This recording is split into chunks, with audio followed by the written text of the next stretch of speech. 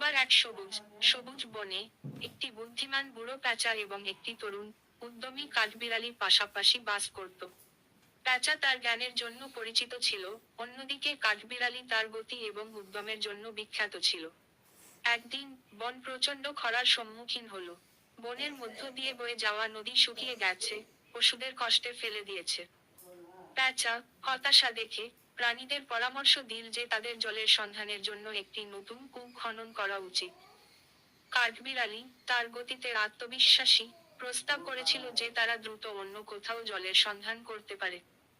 উভয়েরই বৈধ পয়েন্ট ছিল, কিন্তু পেঁচার পরিকল্পনার জন্য ধৈর্য এবং সম্মিলিত প্রচেষ্টার প্রয়োজন ছিল। অনিচ্ছায় কাঠবিড়ালি পেঁচার পরিকল্পনায় রাজি হয়ে গেল। প্রাণীরা একসাথে কাজ করেছিল, পেঁচার নির্দেশনায় অক্লান্তভাবে খনন করেছিল।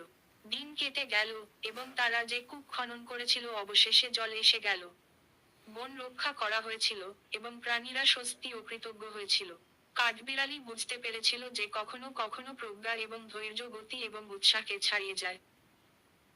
সেই দিন থেকে তিনি পেঁচার পরামর্শকে মূল্য দিয়েছিলেন এবং বুঝতে পেরেছিলেন যে একসাথে কাজ করা এবং একটি চিন্তাশীল পরিকল্পনা অনুসরণ করা প্রায়শই সেরা ফলাফলের দিকে পরিচালিত করে। পারস্পরিক শ্রদ্ধা ও সহযোগিতার মাধ্যমে তাদের বন্ধুত্ব আরও সুদৃঢ় হয়েছিল, বনটি সমৃদ্ধ হয়েছিল।